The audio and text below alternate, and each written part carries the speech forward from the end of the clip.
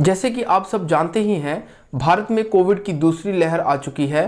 ये लहर पिछली लहर के मुकाबले ज़्यादा भयानक रूप लेके आई है। इसके कारण बहुत से लोगों को हॉस्पिटलाइजेशन करना पड़ रहा है। भारत में हर दिन 3.5 लाख से भी ऊपर कोविड पॉजिटिव केसेस रोज आ रहे हैं। पर दोस्तों, क्या आपको पता है कि इनमें से बहुत से पेशेंट्स को हॉस्पिटलाइजेशन की ज़रूरत नहीं है, यानी कि उनको हॉस्पिटल में भर्ती करने की ज़रूरत नहीं है। ऐसे पेशेंट्स को हम होम आइसोलेट करके घर पे ही निगरानी कर सकते हैं और उनके स्वास्थ्य का ध्यान रख सकते हैं।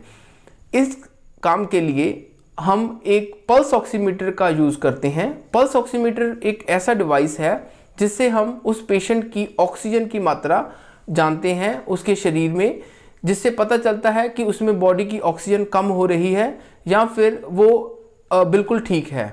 क्योंकि कोविड ज़्यादातर हमारे लंग्स पे अटैक करता है, इसीलिए शरीर में ऑक्सीजन की मात्रा जानना उतना ही महत्वपूर्ण है जितना कि किसी के बॉडी का ब्लड प्रेशर या फिर टेम्परेचर को चेक करना। तो आज हम इस पल्स ऑक्सीमीटर को कैसे यूज़ करते हैं और इसको कैसे इंटरप्रेट करते हैं, जिससे हमें पता चल सके कि हमारे पेशेंट को हॉस्पिटलाइजेशन की ज़रूरत है या फिर वो घर पे ही ठीक हो सकता है। इसके बारे में डिटेल से जानेंगे। तो आइए दोस्तों शुरू करते हैं। दोस्तों, ये पल्स ऑक्सीमीटर एक ऐसा डिवाइस है जो हमारी बॉडी में ऑक्सीजन की मात्रा को बताता है। इसको यूज़ करना बहुत ही आसान है। इसको यूज़ करने के लिए कुछ पैरामीटर्स दिए गए हैं, जिसको अगर हम अच्छे से फॉलो करेंगे तो इसके रिजल्ट्स हमें ज़्यादा बेहतर मिलेंगे। रिजल्ट्स अच्छे पाने के लिए सबसे पहले जिसका हमने ऑक्सीजन सैचुरेशन चेक करनी है उसको स्टेबल करेंगे या फिर उसको 5 मिनट के लिए रेस्ट करने के लिए कहेंगे। उसके बाद इस पल्स ऑक्सीमीटर को लेके उसके मिडल या फिर इंडेक्स फिंगर पे इसको प्लेस करेंगे और इसको अपने चेस्ट लेवल के पास ले जाकर होल्ड रखेंगे। अगर हम इसको हिलाएंगे या डुलाएंगे जिससे कि इसकी रीडिंग पे असर पड़ सकता है, इसीलिए हमने पल्स ऑक्सीमीटर और अपने हाथ को स्टेबल जरूर रखना है। इस स्टेबिलिटी से जो रीडिंग आएगी वो ज़्यादा बेहतर। अपने हाथ को स्टेबल रखने के बाद हम पल्स ऑक्सीमीटर को ऑन करेंगे और एटलीस्ट 1 मिनट तक इसकी रीडिंग को नोट करेंगे, क्योंकि पल्स ऑक्सीमीटर ज़्यादातर 30 सेकंड से लेके 1 मिनट तक रीडिंग देने लगता है। अगर आपके पास अच्छी कंपनी का पल्स ऑक्सीमीटर है तो ये बेटर रिजल्ट देगा।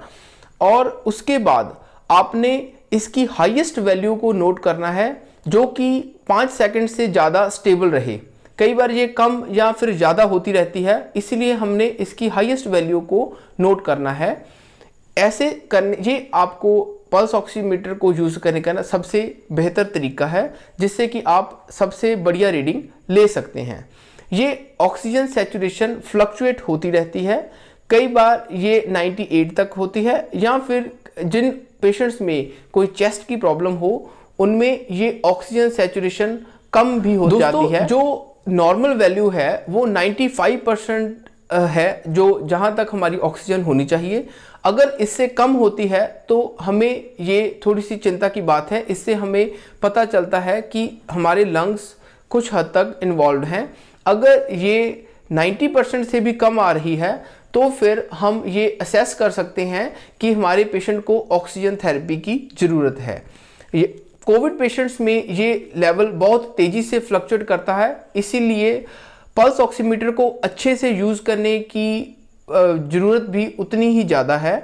कई बार हम केवल एक फिंगर से रीडिंग लेने के बाद अपना डायग्नोस बनाने लगते हैं, जो कि बिल्कुल गलत है। हमें एक हाथ की फिंगर के बाद दूसरे हाथ की फिंगर से भी इसको रीडिंग लेनी चाहिए, जिससे कि हम ये डायग्नोस कर सकें कि ये हमारा पल्स ऑक्सीमीटर है जो अच्छे से रीडिंग ले रहा है। तो ये सब बातें थी कि पल्स ऑक्सीमीटर को कैसे यूज़ किया जाए। अब हम बात करेंगे कि पल्स ऑक्सीमीटर की वैल्यूज़ को कैसे इंटरप्रेट कर सकते हैं। दोस्तों, अगर ये वैल्यू 95% से अप आ रही है, ज़्यादा है, जो कि 95, 96, 97 या 98 हो सकती है, तो फिर हमारे पेशेंट की कंडीशन स्टेबल है। अगर 90 से 95 के बीच में आ रही है ये सैचुरेशन, तो फिर उस पेशेंट को बहुत ही ज़्यादा ध्यान रखने की ज़रूरत है। वो एक्सर्शन ना करे, ज़्यादा दौड़ भाग ना करे, जिससे कि उसको ऑक्सीजन की ज़्यादा ज़रूरत नहीं पड़ेगी। और उसके बाद अगर ये सेच वैल्यू 90 से भी कम आ रही है तो तुरंत अपने डॉक्टर से इसके बारे में बात करें और हो सके तो उनको हॉस्पिटलाइज ज़रूर करें। दोस्तों, अगर ये वैल्यू थोड़ी सी फ्लक्चुएट होती है तो पैनिक होने की बात नहीं है। इसको हम अच्छे से मेजर करने के लिए एक 6 मिनट वॉक टेस्ट भी है और इसको हमें कैसे करना है वो मैं आपको बताता हूँ। इसके लिए आपको फर्स्टली आप रेस्ट कंडीशन पे आप अपनी ऑक्सीजन सैचुरेशन चेक कर लें। उसके बाद 6 मिनट तक आप अपने कमरे में वॉक करें और उसके बाद फिर अपनी सैचुरेशन चेक करें। अगर रेस्ट कर फर्स्ट रीडिंग से लेके जो वॉक करने के बाद वाली रीडिंग में अगर आपका जो डिफरेंस है वो 4% से ज़्यादा है तो डेफिनेटली आपको मेडिकल अटेंशन की ज़रूरत है, आपको अपने डॉक्टर से कंसल्ट करने की ज़रूरत है। तो ये 6 मिनट वॉक टेस्ट बहुत ही ज़्यादा इंपॉर्टेंट हो जाता है आपकी लंग की कैपेसिटी देखने के लिए। जो कोविड पेशेंट्स अपने घर पे होम आइसोलेटेड हैं वो जरूर अपनी ऑक्सीजन सैचुरेशन दिन में 3 बार या फिर इससे ज़्यादा बार जरूर चेक करें, जिससे कि उनको उनके लंग्स के स्टेटस के बारे में पता चलता रहेगा और कब उनको ऑक्सीजन की ज़रूरत पड़ती है या फिर उनको ऑक्सीजन की ज़रूरत नहीं पड़ती, इसके बारे में हम जल्दी से अंदाज़ा लगा सकते हैं। तो आशा करते हैं कि ये जानकारी आपके लिए काफ़ी फ़ायदेमंद रहेगी।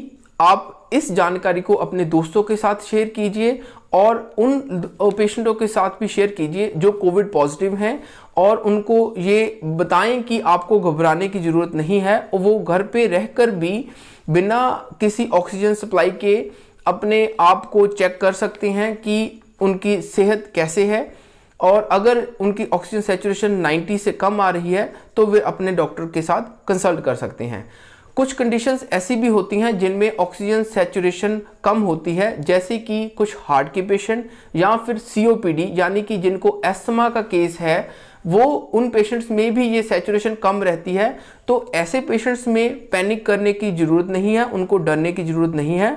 उनको अपने डॉक्टर के साथ इसकी ये बात शेयर करनी चाहिए और आपके डॉक्टर आपको उसके अकॉर्डिंग गाइड करेंगे और आपको कौन सी मेडिकेशन चाहिए उसके लिए भी गाइड करेंगे। दोस्तों, ट्रीटमेंट एक्सप्लेन चैनल के माध्यम से हम आपकी सेहत से जुड़ी जरूरी बातें आपके सामने लेकर आते रहते हैं।